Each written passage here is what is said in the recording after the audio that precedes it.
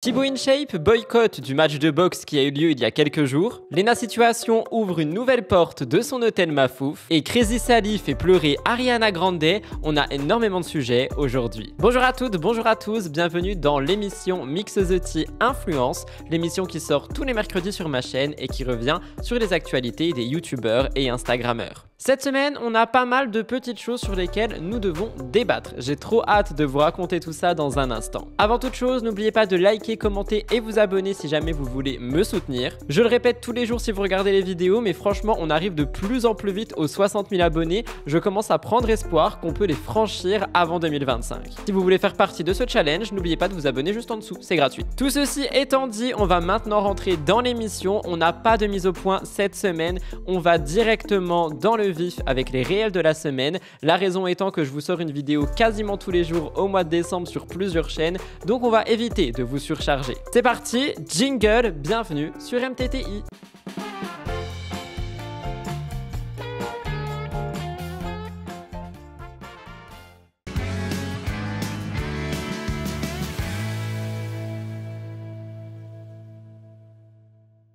Pour le premier réel de la semaine, aujourd'hui, je vous parle de Louise Aubéry, étant donné qu'elle a posté plusieurs contenus cette semaine, justement, qui m'ont pas mal fait réagir, dont un que je voulais à tout prix mettre en avant. Je ne sais pas si vous le savez, mais la lecture, du moins dans les livres traditionnels, est quelque chose qui se perd au fil des années, de plus en plus. On est maintenant tous et toutes connectés à nos objets connectés comme les smartphones, les tablettes, etc.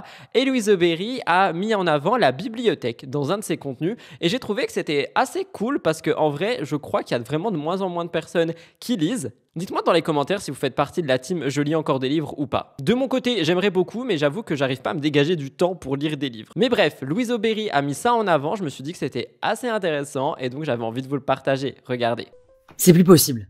On peut plus entrer chez moi sans prendre le risque de glisser sur un livre en chemin vers les toilettes. Il y en a partout, même dans les placards de la cuisine. Alors il est temps de renouer avec mon premier amour, la bibliothèque. En vrai, j'étais trop contente d'y retourner. J'y ai vraiment passé la majorité de mes mercredis après-midi quand j'étais enfant. Quand on y pense, les bibliothèques, c'est vraiment sous-coté. C'est incroyable d'avoir accès à tout ce savoir et à tout cet imaginaire. Ça m'a donné envie de relire Jane Austen, évidemment, et j'ai ri quand j'ai tombé sur les livres obligatoires du collège. Est-ce que vous l'avez aussi celui-là? L'objectif, c'est qu'on se motive à lire ensemble, qu'on se fasse découvrir un peu des pépites, et qu'on puisse ensuite en discuter avec les auteurs. Celui-ci m'a mis une claque, vraiment. J'ai plein de questions, ça tombe bien parce qu'on va faire un live avec Baptiste mercredi, et j'ai hâte de commencer la prochaine édition avec vous.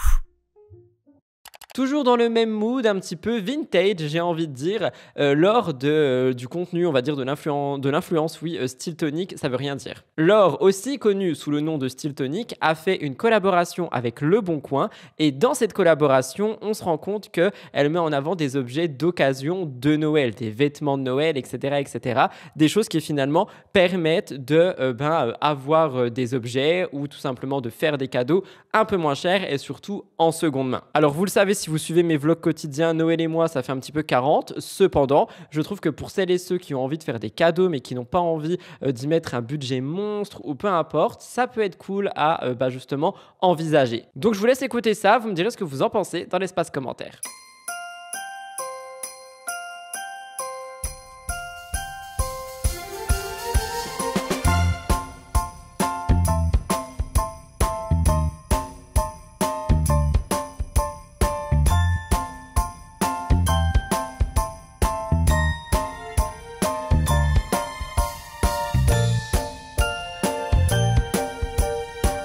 On parle de Jérém Star également parce que Jérém Star a décidé de faire un voyage pour cette fin d'année, pour ce mois de décembre, et il a décidé de partir au pôle Nord. Je crois qu'on avait eu une grande trend il y a quelques années où tu avais plein d'influenceuses et d'influenceurs qui allaient en Laponie. Et Jérém a décidé de commencer à documenter ça sur Instagram. Je pense que c'est un petit peu pour ramener toute l'audience sur Snapchat où il est quotidiennement dessus et donc peut générer tout simplement, faire son travail, générer des revenus. En tous les cas, je voulais vous laisser regarder, donc regardez ça. Mon Dieu, le rêve! Je débarque au pôle Nord en Laponie pour un voyage inoubliable. C'est écrit en phonétique ou ça se passe comment, là? Alors ouais, il y a vraiment de la neige partout. D'ailleurs, on a des luges pour transporter nos valises jusqu'à notre chalet. Et incroyable, j'ai un sauna privé dans ma chambre. 10 minutes après être arrivé, j'étais sous le choc. Il y avait déjà des aurores boréales. Non mais j'aurais jamais pensé de ma vie en voir aussi facilement. C'est incroyable. Franchement, j'étais ultra ému. J'ai failli chialer. Non mais c'est un truc de dingue. Regardez la photo incroyable qu'on a faite. Oh! Je vais t'exciter tous les loups, ils vont rien comprendre. Bon alors par contre niveau eau chaude, autant vous dire que c'est très compliqué, il y a seulement 40 litres d'eau chaude par jour, autant vous dire qu'il faut chronométrer les douches. C'est vraiment 40 secondes. Ah bah oui. Sinon moi j'ai pas d'eau en fait. Quand j'ai froid, j'ouvre mon sauna là.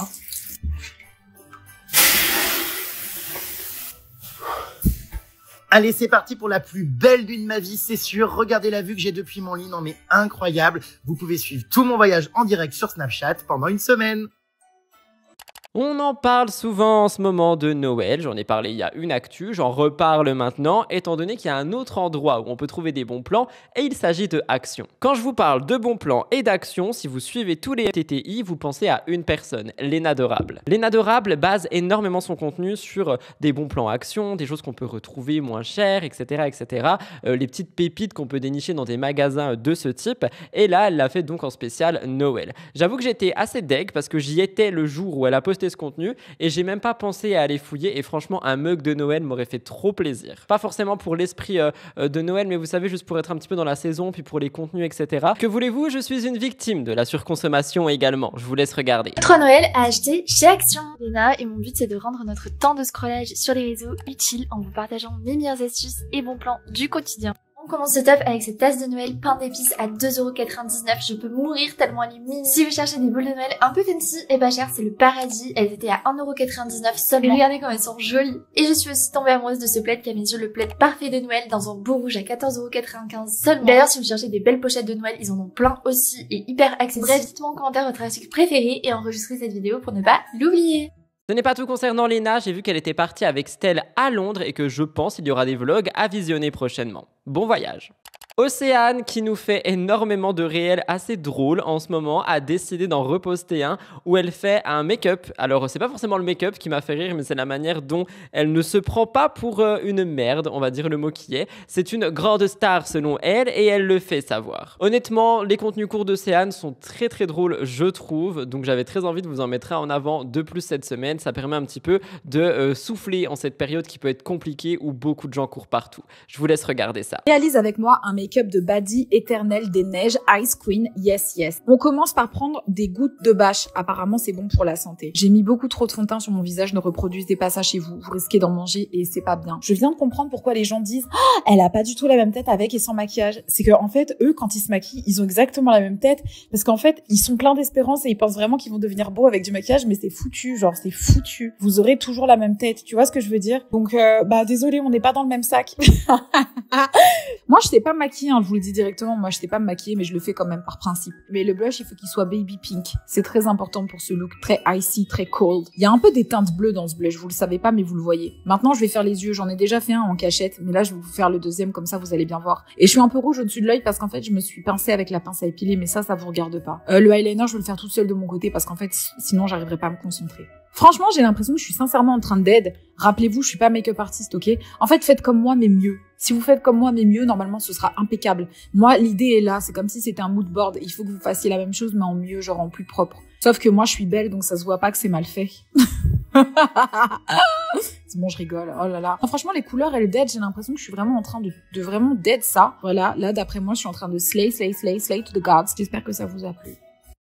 Noelito a fait beaucoup parler dernièrement parce qu'il avait partagé une story où on voyait sa chienne Pamela avec une collerette et aussi un œil fermé. Il y a beaucoup de gens qui se sont posés plein de questions en se demandant si elle allait bien, si elle n'avait pas perdu un œil, si elle s'était fait opérer, etc., etc. Bref, beaucoup de choses. Et donc Noelito a tout expliqué dans un réel. Je le dis avant que vous le visionnez, c'est un réel qui peut être assez dur à entendre et à voir, donc soyez un public averti. Je place un petit trigger warning, ça faisait très longtemps. Vous êtes plein à me demander ce qu'a eu Pamela. Donc je me dis que je vais faire un TikTok assez explicatif. À me s'abstenir parce que ça peut faire peur ce qu'elle a à l'œil. Hein. Quand elle a été petite, Pamela, elle a eu un ulcère à l'œil. Et là, rebelote. En fait, pour vous expliquer, oh ma bichette, bon, elle est toujours aussi belle. Je vous montrerai un peu de plus près, mais franchement, attention à vous. Hein. Quand j'étais en Chine, j'ai eu ma mère au téléphone et j'ai appris que ma chienne, elle avait un truc sur l'œil, genre une rougeur. Au premier rendez-vous, le vétérinaire lui a dit bon, on va mettre quelques gouttes et on va voir la semaine prochaine, on va carrément aller pour un spécialiste de l'œil, quoi. Et ils ont appris que malheureusement, elle avait un ulcère qui pouvait pas être soigné juste avec des gouttes.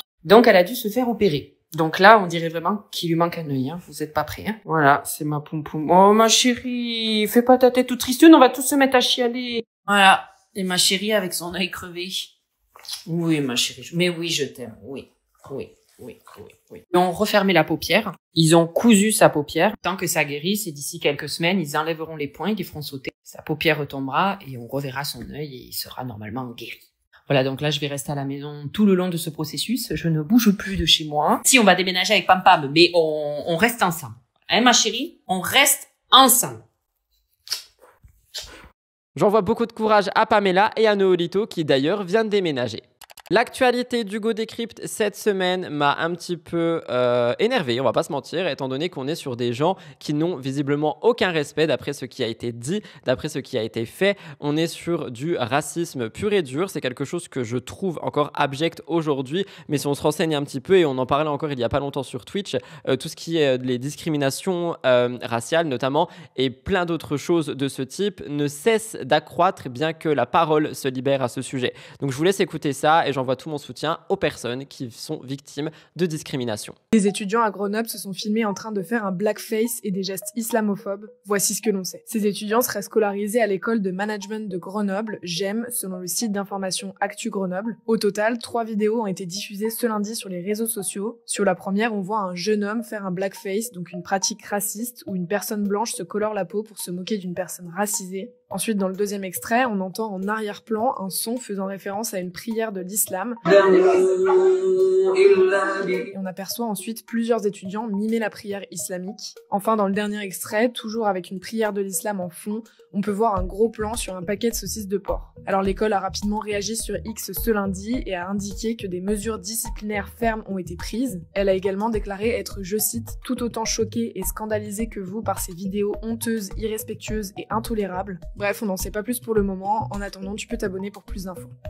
Sleeping Beauty a fait une salade de restes. J'ai trouvé que c'était assez intéressant à mettre en avant parce que je sais qu'il y a beaucoup de gens qui n'aiment pas forcément, qui ne savent pas quoi faire avec les restes, qui n'aiment pas les retravailler, les recuisiner, etc. En cuisine justement. Et honnêtement, on peut toujours faire des trucs assez pépites. Donc je vous laisse écouter ça. On va se faire une salade de restes en 5 minutes. Vous savez que le quinoa, c'est un des seuls aliments qui contient les 9 acides aminés essentiels tout en étant végétarien. Le petit reste de butternut pois chiche de la salade que j'ai posté dimanche. On pense pas forcément à les consommer comme ça, mais les oranges dans la salade, c'est délicieux. Ça apporte beaucoup de vitamine C. Et d'ailleurs, en parlant de vitamine C, c'est intéressant de toujours ajouter des herbes aromatiques. Et les noisettes, ce qui est exceptionnel, c'est qu'elles contiennent une très belle quantité de vitamine E, qui est la vitamine de référence pour avoir une belle peau, pour avoir le côté anti-âge. Huile d'olive. On va se faire une petite sauce moutarde-miel. Je vais prendre du miel de châtaignier. Il n'y a rien de meilleur en cette période automnale. Citron, orange. Et oui, on peut les mettre dans les sauces aussi. C'est absolument délicieux. Ça m'a littéralement pris 5 minutes. Et voilà, c'est déjà prêt. Bon appétit.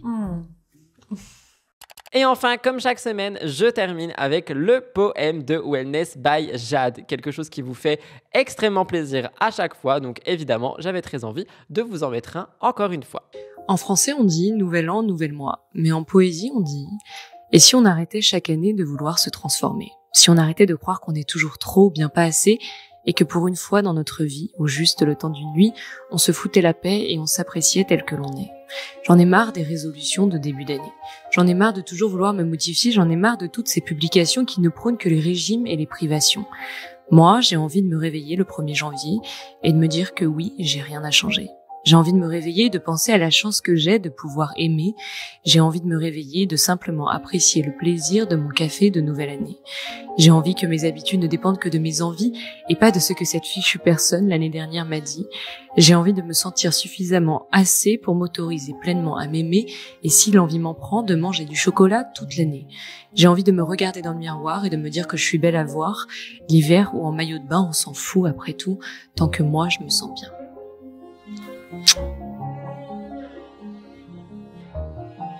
Voilà tout le monde pour les réels de la semaine. Aujourd'hui, ils ont été plus courts que d'habitude parce qu'on a pas mal d'actu dans le tour de l'influence. On n'a d'ailleurs pas de vidéo à découvrir cette semaine. Je vous ai donné une ribambelle de chaînes de Vlogmas la semaine dernière. Je voulais vraiment que cette émission aujourd'hui dure entre 25 et 30 minutes maximum pour vraiment ne pas vous surcharger en termes de contenu parce que j'en sors beaucoup en ce moment et je me suis dit j'allais pas vous surcharger de contenu et de contenu et de contenu en plus de l'émission du dimanche. Comme ça vous laisse le temps de tout regarder. Donc on est sur un court MTTI, mais j'espère qu'il vous plaît quand même. Allez, on passe au tour de l'influence, c'est parti, jingle.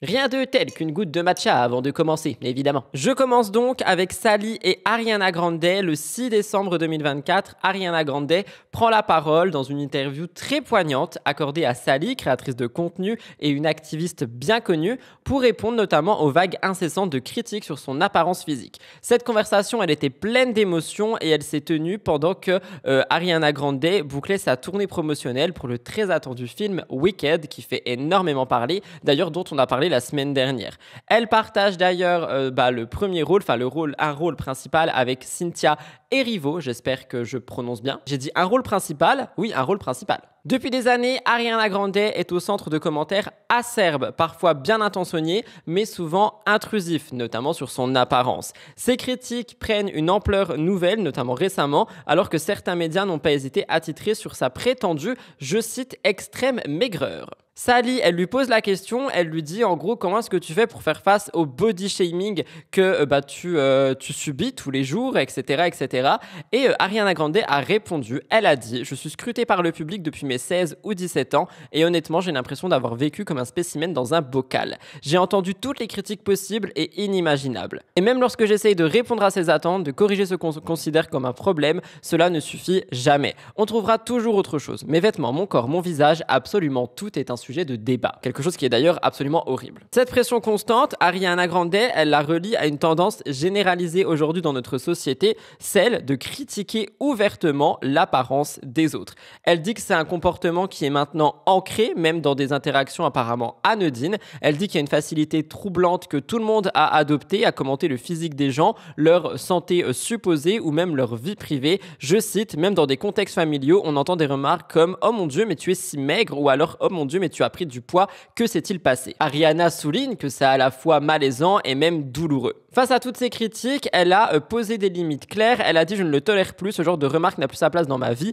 J'ai des projets à accomplir, des amis à aimer, une vie à vivre, alors je choisis de ne plus donner d'énergie à tout ça. » Elle invite également ses fans ou toute autre personne à bloquer, couper et s'éloigner des personnes qui sont considérées comme nocives. Elle dit, je cite, « Personne n'a le droit de juger votre apparence ou de faire des commentaires sur votre corps. Faites ce qu'il faut pour préserver votre bien-être. » Cette interview, elle a vraiment été poignante, je trouve. En plus, Sally l'a dit qu'ils avaient, je crois, 4 minutes d'interview. Finalement, l'interview a été triplée. Il y a Cynthia, l'autre actrice, qui avait fait un signe de la main en mode « Non, on veut continuer cette interview ». Je l'ai trouvée très, j'allais dire émotionnelle, mais j'ai pas le mot en français, émotive. Pleine d'émotions. En tous les cas, je vous la conseille vraiment. C'est une vidéo qui est assez courte sur la chaîne de Sally. On voit qu'il y a vraiment un véritable échange entre ces trois personnes. Il y a eu une connexion. D'ailleurs, Ariana Grande a follow Sally sur Instagram. Donc, je pense qu'il y a vraiment eu une connexion entre ces trois femmes. Et honnêtement, c'est une interview qui m'a beaucoup touchée. Bravo Sally pour ton travail. J'ai trouvé cet article sur Gens d'Internet, j'ai trouvé que c'était intéressant. En fait, on parle de YouTube France parce que dans notre pays, YouTube n'est plus une simple plateforme de partage de vidéos. C'est devenu un carrefour d'innovation où la qualité du contenu est tout le temps mise en lumière. Les créateurs de contenu français se distinguent d'autres créateurs, notamment les Européens, par leur professionnalisation et leur quête constante d'excellence. À l'occasion de sa conférence annuelle, YouTube France a réaffirmé ses ambitions en s'autoproclamant l'avenir du divertissement et la plus grande grille de programmes en France. C'est ce qu'a dit la directrice générale de YouTube France. Cette vision s'accompagne de chiffres révélateurs. Les créateurs français produisent des œuvres de plus en plus ambitieuses, tant sur le plan narratif que technique, et donc ils font en sorte que la position de YouTube est vraiment un acteur clé dans la société du divertissement. Je cite, « En France, il y a une culture du contenu avec beaucoup de fiction et de divertissement, mais toujours très élaborée. C'est un héritage culturel directement lié à notre histoire cinématographique et au soutien d'institutions. La montée en gamme des contenus sur YouTube ne se fait pas sans un changement structurel profond. On a des créateurs qui deviennent de véritables entrepreneurs, comme Inoxtag, qui dit que pour faire de grosses productions, on peut plus tout gérer seul. Du coup, il faut vraiment avoir une équipe, une société, etc. On a d'autres influenceuses qui ont une vision plus business, comme Lena Situation, Romy, qui lance, elle, des marques de vêtements, etc., etc.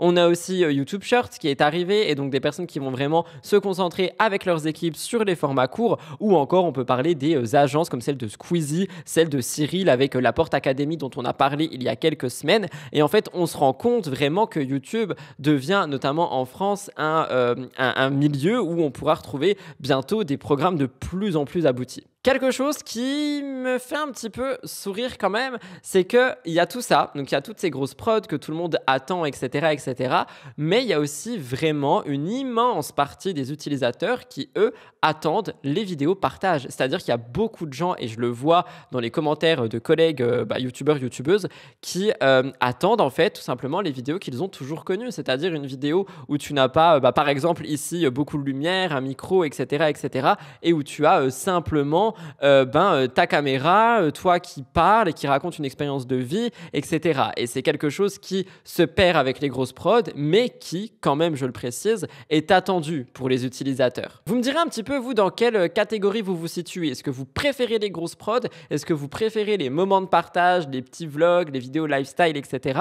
Ou alors, est-ce qu'un mix de deux vous intéresse? Personnellement, en tant que viewer, je préfère avoir un mélange des deux. C'est-à-dire qu'il y a des vidéos produites que je vais adorer regarder et il y a des vidéos un peu plus lifestyle que je vais adorer regarder aussi. Vous me direz, vous, votre avis, ça m'intéresse vraiment. Et justement, on parle d'entrepreneuriat, il y a beaucoup d'influenceurs, d'influenceuses qui créent leur marque, comme Fabien CRFX, et le créateur de contenu a franchi une nouvelle étape avec sa marque Formi, étant donné qu'il a ouvert une boutique éphémère, qui célèbre non seulement les 1 an de la marque, mais aussi un espace où les abonnés de Fabien peuvent découvrir les produits dans une ambiance minimaliste, comme la marque finalement, le reflet de ce qui est mis en avant sur Formi. Fabien est passionné par le maquillage, vous le savez, après avoir lancé une première marque Fabien Cosmetics, il décide en 2023 de repartir à zéro et refaire toute l'identité de sa marque. Et c'est une marque aujourd'hui qui veut être plus proche des aspirations personnelles du créateur et qui mise sur un esthétique minimaliste, mais quand même chaleureux. Je cite: « Quand j'ai commencé Fabien Cosmetics, j'étais très jeune et mes idées ont évolué. J'ai voulu recréer une marque qui me ressemble vraiment. » Vraiment. Pardon. L'ouverture de cette boutique éphémère marque donc un aboutissement dans son travail. On a un design épuré, rehaussé par des touches de couleurs, évidemment, en fait, vraiment un rappel des palettes de sa marque. En plus d'offrir des produits comme des palettes et des huiles à lèvres, il y dévoile des nouveautés en exclusivité, notamment un blush disponible en 3 teintes et un gloss attendu le mois prochain sur son e-shop. Fabien explique qu'en fait, avec cette boutique éphémère, il veut que ses clients et ses abonnés se rendent compte de la qualité des produits directement de leurs yeux, avec leurs mains, etc., avant de pouvoir les commander si jamais ils avaient un doute ou peu importe. Et ça permet aussi vraiment de voir tout simplement le travail réalisé physiquement avant de commander si on en a envie. Il dit: « J'aimerais avoir ce côté professionnel, mais que la marque reste accessible. » C'est vrai que chez Fabien, enfin chez Formi, on est sur des produits qui sont assez accessibles et d'après la plupart des revues que j'ai vues, eh bien il n'y a pas forcément des gens qui se plaignent de la qualité des produits, il n'y a pas des gens qui se plaignent en disant oui bon c'est nul, etc., etc. On est sur des packaging qui sont assez simples et du coup qui demandent moins d'investissement, je pense. On est sur des moulages déjà tout faits. Cependant, la qualité du produit est là et du coup en fait on est sur des produits qualitatifs qui sont à moindre coût et je trouve que c'est assez intéressant. Si jamais vous êtes sur Paris et que ça vous intéresse, la boutique éphémère est ouverte jusqu'au 15. Les horaires sont de 13 à 20h en semaine, de 10 à 20 le week-end. Et c'est au 7 rue de Notre-Dame-des-Victoires, au 2e arrondissement de Paris. Quoi qu'il en soit, avec cette initiative, le créateur Fabien CRFX démontre une fois de plus sa capacité à transformer sa passion en projet concret, passionné et surtout accessible pour tous. Enfin, si vous habitez à Paris, quoi. Léna Situation a ouvert une nouvelle porte de son hôtel Mafouf. Et oui, comme chaque année, la marque de Léna se réinvente à travers des pop-up. Avec le succès de la station de ski éphémère, qui est d'ailleurs allée en Belgique, Léna revient cette année avec une nouvelle initiative, la boîte postale. Un concept co-créé avec Tinder. C'est un espace éphémère qui ouvrira à Paris et à Lyon et qui propose une expérience autour de l'écriture, de la bienveillance et du lien humain. Le concept de la boîte postale repose sur un besoin de rétrospective et d'échange en adéquation avec cette période et l'introspection qu'on peut se faire tous et toutes en fin d'année. Les visiteurs des pop-up à Paris et à Lyon sont invités à s'arrêter un petit moment pour écrire une lettre, que ce soit à eux-mêmes, à leurs proches ou alors tout simplement poser leurs pensées. Et en fait, cette initiative est que cette lettre, si vous l'écrivez à vous-même, soit renvoyée dans un an pour que vous vous rendiez compte des objectifs et des pensées que vous aviez en 2024. 2024. En parallèle, on a aussi un coin des merci qui propose de choisir une carte de remerciement à offrir à quelqu'un de spécial. Et avec l'appui de Tinder, le projet met l'accent sur les liens humains. Les lobby boys, donc les mascottes de l'hôtel Mafouf, vont jouer un rôle d'entremetteurs et vont permettre à des personnes d'échanger et de briser la glace. Je cite ce que Léna a dit. Ce projet est né d'une volonté forte d'accompagner la jeune génération dans leur développement personnel, des sujets qu'ils n'ont pas toujours l'occasion d'aborder avec leurs proches. Et en créant cet espace, Léna espère promouvoir des valeurs de bienveillance, de confiance en soi et d'expression. Donc la boîte postale, dedans, on a un coin café pour se détendre, un espace shopping évidemment pour découvrir les nouvelles collections de Léna, des discussions avec des experts et on a donc une date à Paris qui est du 13 au 15 décembre de 10h à 20h30 jusqu'à 22h pour les discussions et à Lyon du 20 au 22 décembre aux mêmes horaires. Léna et Tinder offrent donc une parenthèse bienveillante et créative à leur communauté. Je sais qu'il y a beaucoup de gens qui sont assez fans des pop-up de Léna Situation par rapport à l'hôtel Mafouf. Si vous y avez déjà été, n'hésitez pas à me donner votre expérience dans les commentaires et si jamais vous y allez, n'hésitez pas à revenir sur cette vidéo et me donner vos expériences également. En vrai, ça m'intéresse de ouf parce que moi, je peux pas y aller, je ne suis pas à Paris ni à Lyon et je ne ferai pas le voyage juste pour ça. Mais en tout cas, je trouve que c'est intéressant d'avoir des retours. Léna reste pleine d'ambition et pleine de projets. J'ai hâte de voir ce que l'avenir lui réserve.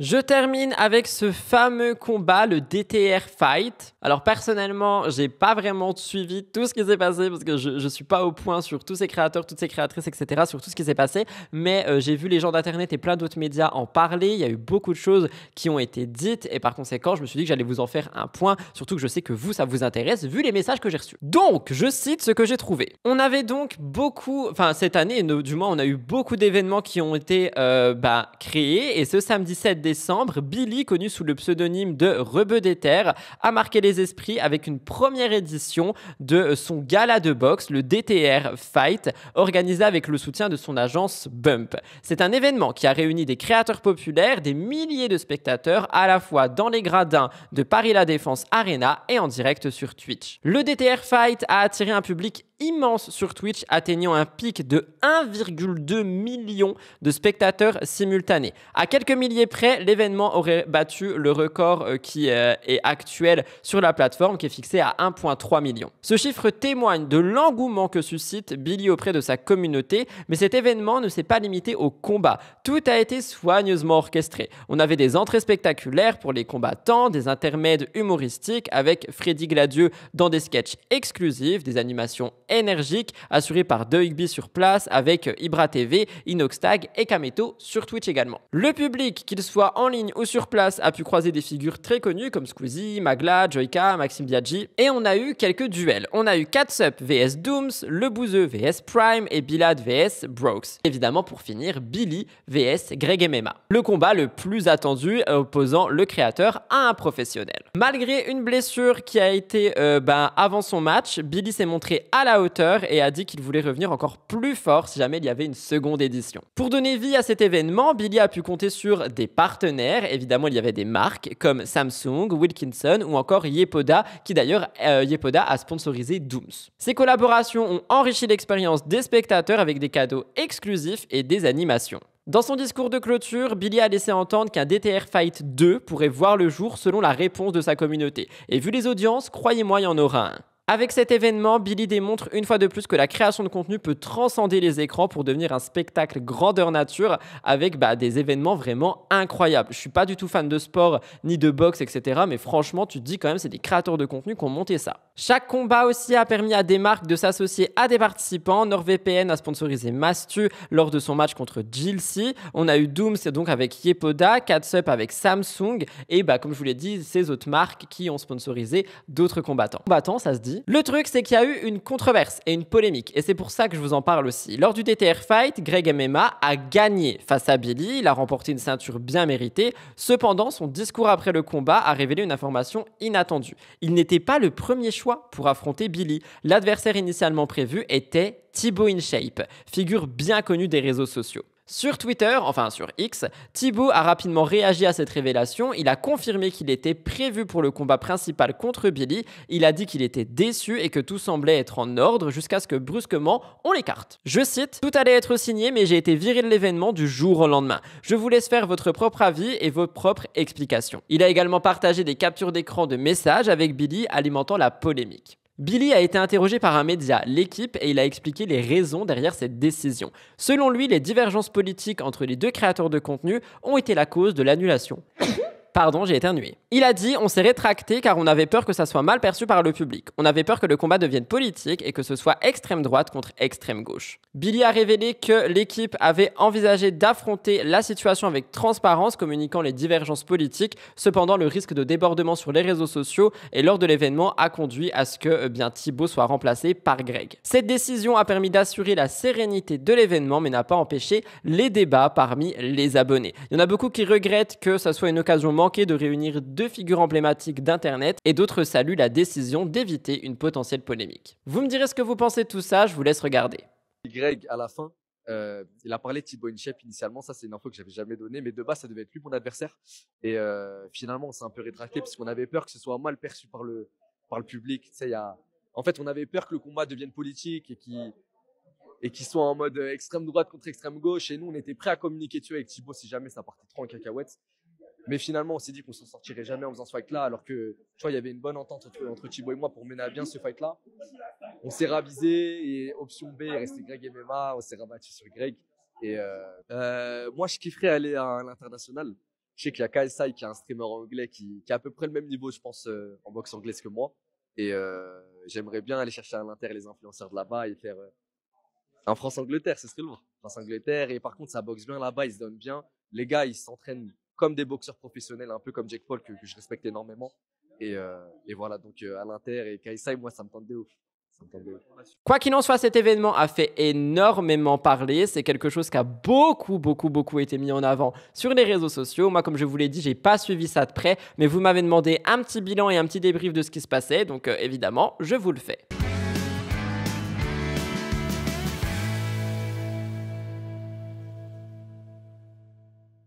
Finalement, j'ai quand même décidé de vous partager une vidéo qui est sortie cette semaine qui m'a beaucoup peiné. Je vous parle d'une vidéo qui est sortie sur la chaîne de vlog de Jill. Je ne sais pas si vous avez vu, mais malheureusement, en fait, elle a eu un problème avec ses seins, sa poitrine, et elle a dû se faire opérer. C'est quelque chose qui a été assez compliqué pour elle, qui fait que je crois encore aujourd'hui, elle doit vraiment rester dans le calme et être vraiment calme, se reposer avant les fêtes de fin d'année, avant les fêtes de Noël. C'est quelque chose qui l'a beaucoup touchée. Elle est très absente du coup sur les réseaux depuis ça. Il y a beaucoup de gens qui lui envoient énormément de soutien. Du coup, je voulais utiliser aussi ma chaîne pour le faire. Je lui envoie un énorme message d'amour. J'espère que les choses vont vite s'arranger parce que j'ai l'impression que pour elle, 2024, ça a été assez compliqué sur plein de points. Donc n'hésitez pas à passer voir son vlog, je crois que c'est pas le dernier, c'est celui d'avant, et à lui envoyer un petit message d'amour, à lui dire que vous venez d'ici si jamais vous avez envie de le faire. Mais en tous les cas, j'envoie tout mon soutien et tout mon courage à Jill qui sait déjà ce que je pense d'elle. 2024, c'est vraiment une année de merde, hein. Putain. Bon, c'est pas une complication grave, mais c'est une complication qui implique de se faire réopérer. J'ai en gros un hématome dans le sein, donc j'ai du sang, et donc le sein a gonflé, et donc il faut le réouvrir. Qui plus est, la chirurgienne n'est pas non plus satisfaite du résultat au niveau du sein droit. Il y a beaucoup de plis dans la prothèse, puisque je suis tellement maigre que la prothèse se voit super fort, et donc il y a des plis. Désolée, je suis vraiment l'air débile à pleurer pour ça, mais c'est juste que ça me fait chier. Ça m'angoisse à mort de devoir me faire réopérer. Voilà tout le monde pour l'émission MTTI cette semaine. Je vous ai dit, elle était plus courte que d'habitude. J'espère qu'elle vous a quand même plu. N'oubliez pas de liker, commenter et vous abonner si c'est le cas. Je vous retrouve dès demain ou après-demain pour une vidéo avant l'émission de dimanche. Je vous embrasse, prenez soin de vous et à demain ou vendredi. Bye guys, love you.